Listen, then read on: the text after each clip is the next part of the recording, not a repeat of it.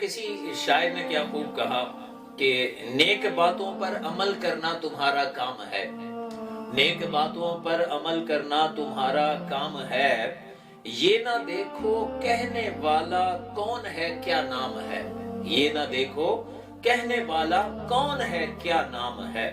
آج یہ دیکھا جاتا ہے کہ جناب کون کہہ رہا ہے اور کیا اس کا نام ہے، یہ اسلامی نقطہ نظر نہیں ہے۔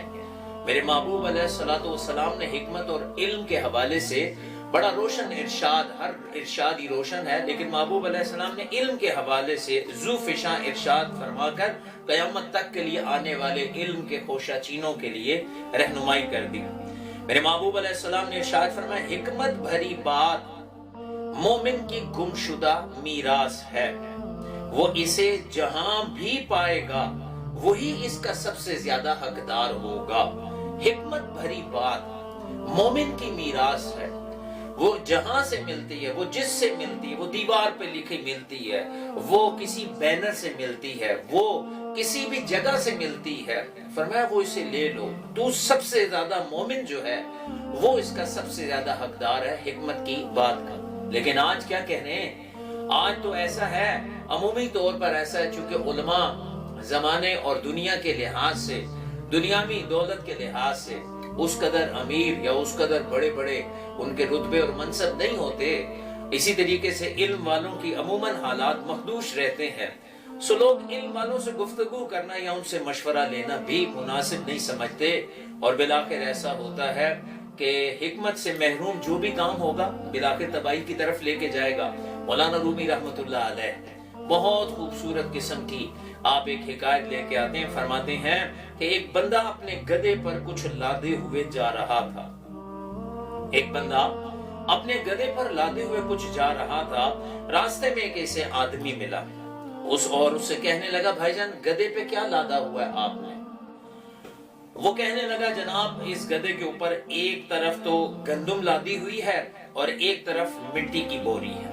ایک طرف گندم کی بوری ہے اور ایک طرف مٹی کی بوری لادی ہوئی ہے۔ اس بندے نے کہا، مٹی کیوں لادی ہوئی ہے؟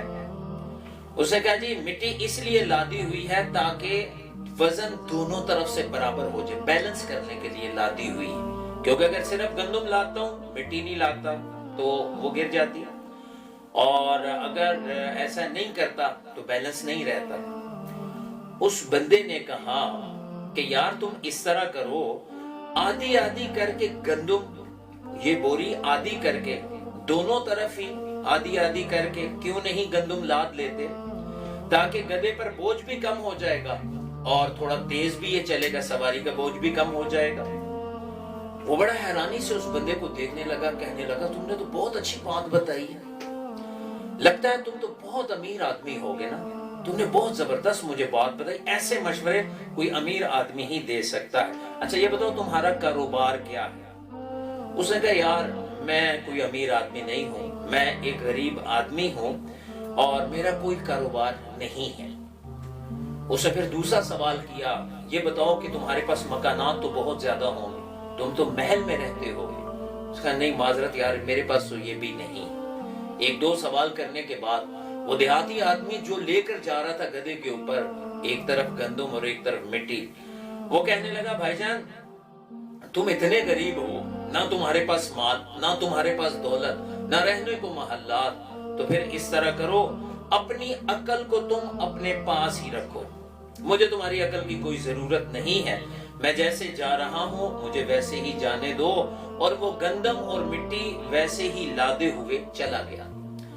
مولانا رومی رحمۃ اللہ علیہ اس حکایت میں انسانی مادیت پرستی کی سب سے بڑی حقیقت کو بیان کر رہے ہیں کہ جس کے پاس مادی وسائل نہ ہو، جس کے پاس دولت نہ ہو، جس کے پاس بنگلے محلات وغیرہ نہ ہو، اس کی اچھی بات بھی دوسرے انسان کو حماقت معلوم ہوتی ہے، حالانکہ اسلامی تعلیمات یہ نہیں کہتی۔ اسلامی تعلیمات تو یہ کہتی حکمت کی بات تجھے جہاں سے ملے وہاں سے لے لے،